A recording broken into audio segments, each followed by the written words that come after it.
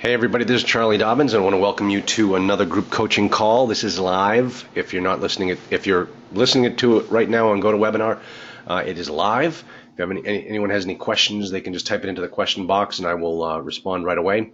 If you're listening to this in the group coaching archive section, it is not live, but you can shoot me an email at info@multifamilyinvestingacademy.com if you have any questions about what we're going to talk about today. I'm always going to start off with my disclaimer so you all understand it. I am a lawyer. I am not your lawyer. Get a lawyer, as required by the Bar Association of the Commonwealth of Massachusetts. Okay. Now, what we're going to be talking about today, this is going to be another 20-minute or so group coaching call. And if anybody needs to get a hold of me, if you're in the owner forum, you need to speak to me right away, just send me over a text. Make sure that you're on WhatsApp. WHATSAPP. Make sure you download that app to your smartphone, and then let me know that you're on board, and then I can add you to our group owner forum call, which is a lot of fun and it's a blast. I'm just going to fix my microphone here. It sounds like I'm picking up everybody. Okay, that might be a little bit better. All right. So what we're going to be talking about today is the power of the cap rate. Now, what I've done is I realize that a lot of students don't see me speak at different RIA clubs, at different groups that I speak in front of. A lot of you just met me over the internet, or you've heard about me, or what have you. What I want to do is kind of give you a little bit of a snapshot of how I teach about multifamily. And this is just going to be on the power of the cap rate. It's not going to be into the discussion that I usually have in front of these groups as to why multifamily real estate investing it doesn't have anything to do with real estate. So that's another topic we can talk about at a different day. But I had a conversation with one of my students this morning, and she totally understood where I was coming from. And I realized that some of the other students might not really grasp the power of the cap rate and why it is so powerful and why it is so important that you understand this most basic concept of multifamily investing so that you can really get a vision as to how you need to run your business. And I'm going to do that by applying an actual story. Well, actual story is kind of made up, but when I apply these facts to it, I think you'll get a better understanding of what I'm talking about. What is the capitalization rate, or what we call the cap rate? Now, this is the textbook definition of what the cap rate is. It's a rate of return on a real estate investment property based on the expected income that the property will generate. Capitalization rate is used to estimate the investor's potential return on his investment. Now, understand the three most important words in this definition. Property based on the expected income. All right, it doesn't mean that it's the actual income.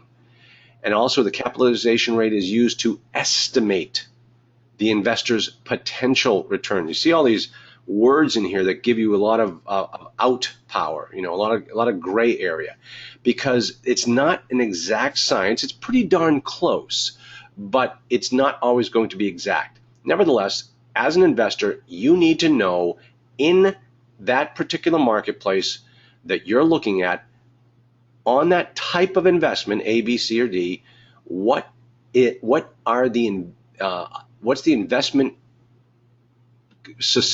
investment community using as a cap rate for that type of investment. So you take those places around New York City, Miami, all the big places. Good, solid real estate markets, you're going to see a very low cap rate. Risky areas, secondary markets, tertiary markets, you're going to see a much higher cap rate, a little bit more risk. All right, so there's a definition. Fine, who cares? Let's apply what this cap rate means to an investor. All right, so this is the formula. If you never thought you'd do algebra again, then you didn't think you were going to own multifamily property, because the cap rate, understanding the cap rate, it's all about algebra, okay? It's all about these three variables. And remember what you learned in algebra. What you learned in algebra was if you understand two of the variables, you can solve for the third. So if you don't know what the cap rate is, then you can take the actual net operating income and put it over the asking price, the purchase price, depending upon where you are in the process, and it'll determine what the cap rate is. Now, if you know what the cap rate is in a particular marketplace and you calculate out what the NOI is going to be, then you know what the purchase price should be for that property. See, this is the beautiful thing about multifamily, and this is why I got into multifamily, because there's no emotion involved. It's a formula. If the numbers work, you buy it. If the numbers don't work, you fix it. If you can't fix it, you move on. All right, so let's take a look at a couple of these things here. The cap rate is, as we said, determined by the market. So we need to know what that particular cap rate is to determine if the purchase price is a legitimate number. So make sure that when you're looking in a particular marketplace, you're going to know what the cap rate is for your property. Otherwise, you can be bamboozled every day of the week. They'll see you coming 1,000 miles away. So be smart about investing in the marketplace you're looking in. Now, the net operating income, we all know what this is all about. I mean, this is why we do the due diligence, is to make sure that the NOI is accurate, because we know that the brokers lie all the time. We know the brokers come up with these pro forma NOIs. And that pro forma NOI is created to justify the purchase price of the property, and because they'll tell you what the cap rate is, and they'll monkey around with the NOI so that they come up with the actual purchase price, the asking price of the property. It doesn't mean that the asking price is the true value of the property. It means they monkeyed around with the NOI. And it's your job to get in there and figure out the NOI. What is the right number? I mean, if this guy's showing you the NOI without any property management figures, well, that's not going to be the right number. And what that means is the purchase price is going to be overinflated. Well, you need to know that. You need to be able to go in and figure out what the NOI is. And then you come down to the purchase price. So your cap rate, the NOI, now the purchase price. Now the purchase price is the biggest lie, or the asking price, as I always say, is the biggest lie in multifamily. Don't believe it. It's what the seller would love to get his hands on if he could just find enough California investors to duke it out. All right, the asking price does not even compare to reality, but it's your job to know the cap rate and determine the NOI to figure out what the actual purchase price should be of the property. All right, so that's the formula. Now let's apply it. All right, let's put a face to the cap rate. Your deal, think about this for a second. If you're going out there to raise private money from grandma, grandma has everybody beating down her door in order to get her to invest with them. Now, grandma has to look at these investments and think, well, which one is right for me and my investment strategy? Now, typically, grandma is going to be looking at like a government bond, something safe and secure, something that'll give her long-term security. And as you can see here, these were actual numbers from one day that I pulled this off the Wall Street Journal. The actual bond rate for a government bond was offering 1.43%. That means grandma, after paying all the fees to all of the experts, the mutual fund guys, she is going to she'll gross 1.43% on her government bond. That's it. Now take a look at this corporate bond. That's more of the middle of the road. And really, folks, the only graphic I could find on Google Pictures was of a General Motors corporate bond, and we all know what happened to that corporate bond. But typically, a good, solid, blue chip corporate bond is paying about 4.5%. And then remember the old junk bond days? I mean, when I first got out of college, junk bonds were in their heyday. I mean, they were paying 14%. They were paying some crazy numbers. That's what the market was bearing. And so right now, though, risky corporate bonds are trading at about 7.25. So grandma has these three choices: risky, safe, and government issued. So those are the types of returns that you are competing against in order to get grandma to invest her money with you in your multifamily deal. All right. Now let's take a look at what happens here. Let's look at these three properties. Look at the property on the left. This property on the left is at a 2.85% cap rate. Now, That 2.85% cap rate, why is that so low? Well, this happens to be a nice refurbished property in San Francisco, one of the hottest real estate markets in the country. And so this cap rate is now trading at 2.85%. Now, remember, I just said one of the safest, securest real estate markets in the country. Well, that type of investment will probably compare to the government bond. Remember, the government bond was paying like 1.4. Grandma can get 2.85 on her safe, secure Class A, well, not even Class A, but a nice multifamily property in San Francisco. So 2.85%, that's what you're going to have to show as your cap rate in order to compete against grandma's offer of the government bonds. Still risk involved, absolutely, but she's getting almost double return. Now the middle property is, and all of these properties happen to be in California. The middle property looks like a typical B-class property, just the kind of property I like. It's got a pitched roof, it's got individually metered, separate entrances, probably built in the 1980s. It's got hardy plank, it's got brick exterior, very easy to maintain, and it's a nice, probably built in the 80s, I said before. But this is a nice property. You'd want to own this property. You'd want to live in this property. And this cap rate on this property in California is 4.5. Now, a lot of you might be thinking, so wait a minute, I see a property like this in Texas all the time, and the cap rates in Texas are about 7 to 8% for this. Yeah, well, that's why I said you need to understand what the cap rate is in your particular marketplace. And in this particular marketplace in California, because it's a much safer, I say safer, but it's more of a hot real estate market. You're going to see a tightened cap rate market, and you're going to see it being about 4.5%. So now the B class property that competes against the blue chip corporate bonds is running at about 4.5%.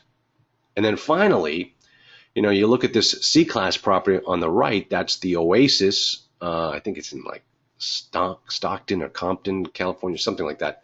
And that cap rate for that property is 6.6%. That's what those types of assets are trading for in that marketplace. So this is what your deal has to compete against. So this is why the cap rate is important for you to understand. But what you also have to understand is the cap rate, is a number that is used by the assessor's office. It's used by banks. If you don't know what the cap rate is in the marketplace that you're looking, then pick up the phone and call the assessor's office. That's a great place to start and say, hey, listen, I'm thinking about buying this property. What cap rate do you folks use to evaluate this property? Is it a 5? Is it a 6? And then whatever they give you, that number is almost gold, because that's what they're going to use to determine what the person's taxes are. If he can't give you the answer, call the local lender, call the logoing bank. Because they buy REIS reports. They spend big money to get very substantial reports that's going to tell them exactly what the cap rates are in that particular marketplace. And they'll tell you, yep, we're looking at about a 6.6 cap for that type of property. And you're like, okay, thank you very much. So then you know what the cap rate is. And you know what the guy's asking price is, but we know that's a lie. So now we've got the cap rate. We need to figure out the net operating income. And once we know the net operating income, the assessor or the bank has given us the cap rate, we can determine what the actual value is of that property. So then the next problem in this whole equation is that the variable of the net operating income is what is being manipulated next. So let's figure out, just so you understand exactly why or how this NOI gets manipulated to the benefit of the current owner. All right? And hopefully we're going to change that and make it to the benefit of you. Let me just take a quick swig of my water, and also to find out if we have any questions. We have no questions. I must be explaining it wonderfully. All right, take a look at this guy. This guy has owned his apartment building for 20 years. He's paid off the debt. There's no debt on this property. But look at him. He's ready to move on. I mean, he's got the third wife now, and she doesn't like to go around and collect rents like he likes to do. and she just wants to go out and travel the world. So he's ready to sell this apartment building that he has owned and operated for 20 years. And he wants to leave the sale proceeds in a trust for little Johnny here, so that Johnny has some college money when it comes time for Johnny to go to school. And it's all coming from his grandfather, and it's all coming from his grandfather's wise investment of an apartment building 20 years before. But you see, the thing is here, this older gentleman has just one chance to maximize what he's spent the last 20 years owning. He's got to make sure that he can get as much money as he possibly can from this one property. And if he can, Johnny's going to be happy. But if he can't, all of that he did for 20 years, he's never going to get another chance to make that much money as he's going to in the sale of this property. So he sees you coming a mile away. Let's take a look at the cap rate. Remember this? Keep thinking about this number. This is going to make a lot of sense in just a moment. So last year, his net operating income was $100,000. And the cap rate for this type of asset in his marketplace is 10%. So I'm going to switch over to the question box and ask you folks, what's his asking price going to be? And I'll wait to see who's going to get the number right, who's going to get the answer right. Oh man, we have a lot of people on the call too. Who's come on, somebody there, somebody. What's the right number? Look at none of you. You're all hiding. All right, fine. Nobody wants to get it right or wrong. A couple of smart people on the call too. You guys should know the answer to this. All right, the right price, the right asking price is $1 million.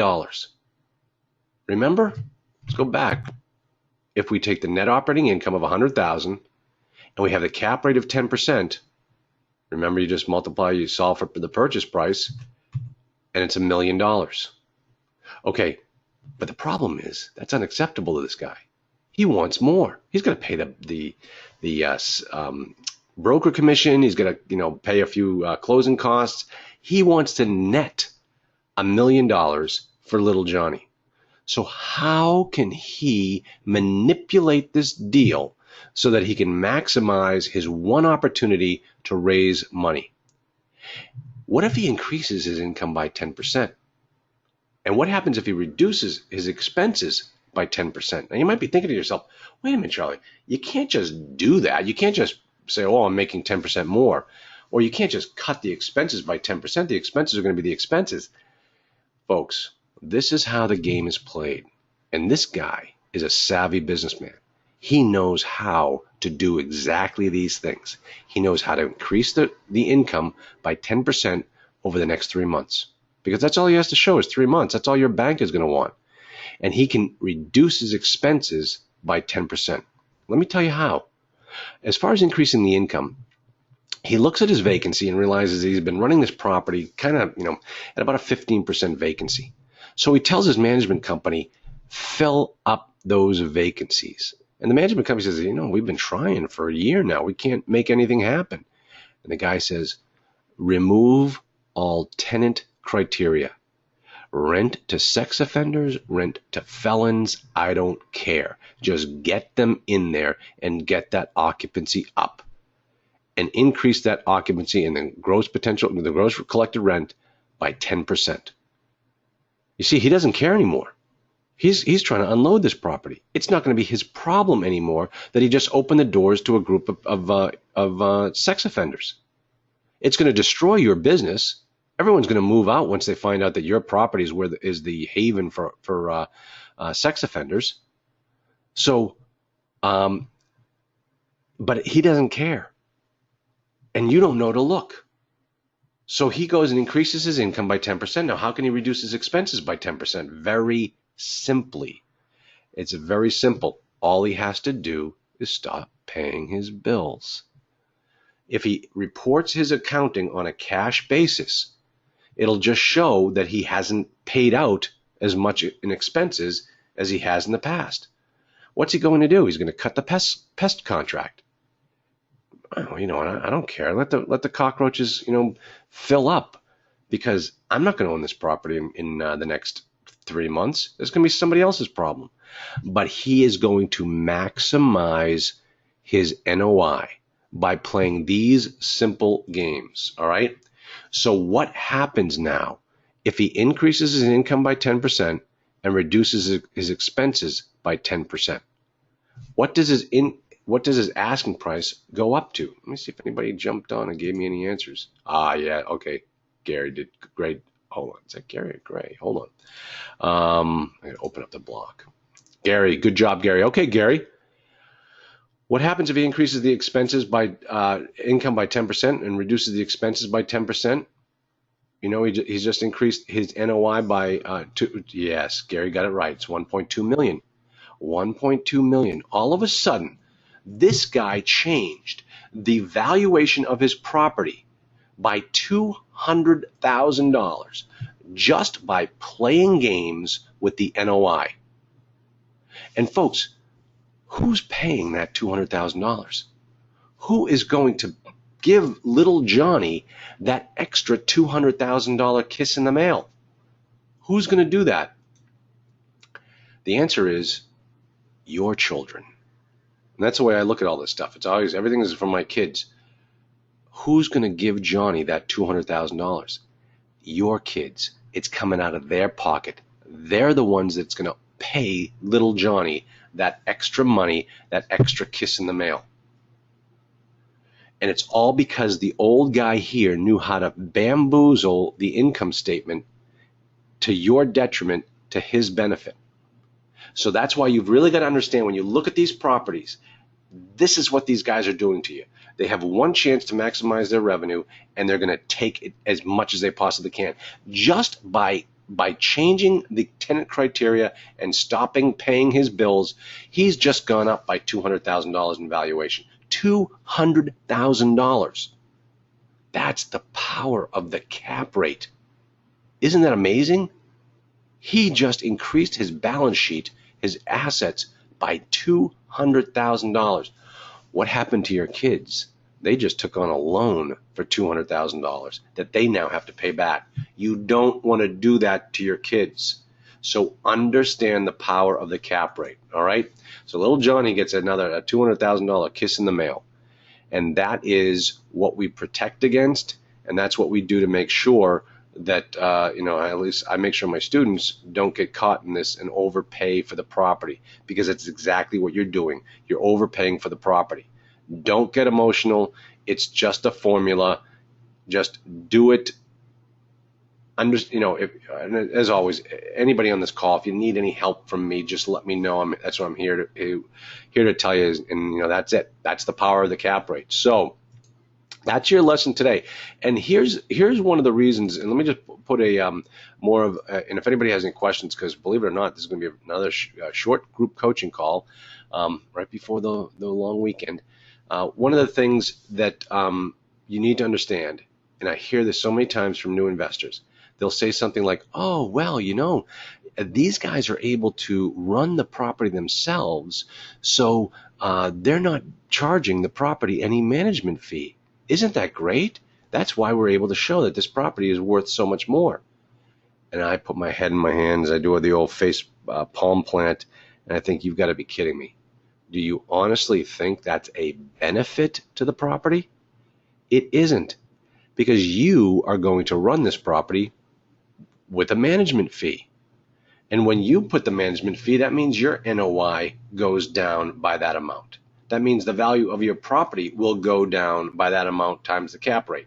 Okay? So you need to understand what it means to leave out certain expenses in the seller's analysis, and how it can impact you. But think about it from a conceptual standpoint. The guy is saying, well, yeah, the management fee typically would be about $10,000, but I do it myself, and I don't pay myself that $10,000. So that's why the property is worth as much as it is, and you can do the same thing. Okay, think about that for a second. If the cap rate is 10%, and this guy just reduced his expenses by $10,000, how much in value did the property increase because he didn't include that line item expense. 10% cap rate, $10,000 expense. Gary's going to give me the answer. I know it. Somebody give me the answer. Exactly, Gary. He just increased the value of that property by $100,000 because he wasn't paying himself a $10,000 management fee. So, do you get it now? The guy decides, okay, this year I'm not going to pay myself a management fee. I've been paying myself every year up to this point, but this year I'm not going to pay myself a management fee, and I'm going to drive up my NOI by $10,000. And then when he goes to sell it at a 10 cap, the property is now worth $100,000 more. Would you do that deal if you owned it? You'd do it every day of the week. You'd forego your $10,000 in income so that some sucker buyer is going to come along and pay you $100,000 more. Give up $10,000 here for $100,000 there? Absolutely. Why wouldn't I do that? And so when I explain this to the new investors that way, it's like sunrise over Marblehead. They get it. They realize, holy cow, that guy just, saved himself $10,000, but it means that I end up paying $100,000, or my kids end up paying $100,000 down the pike. And that's exactly what you want to protect against. You don't want to have that happen. And that's why you need to understand exactly the games that these sellers play, so that it doesn't impact you, right? All right, everybody. Hey, good answers. Thanks, Gary. I appreciate it. Gary gets the Student of the Week award. And if anybody has any other questions, remember you can just shoot me an email at info@multifamilyinvestingacademy.com, and I will have this particular lesson up on the recording, up in the group coaching archives, probably before the end of today, so you can get it. I'll shoot out an email to all the members that you can go listen to it, and also for those members who are owner forum members, I'll send out a notice on WhatsApp. So, all right, if there are no more questions, I will shut it down and wish everybody a great long weekend. Have a lot of fun. Get yourself ready. You got about another 4 months to go in the year to get your first deal under contract, and that's what I'm here to help you with. So let's do this. All right, everybody, have a great time. I'll talk to you soon.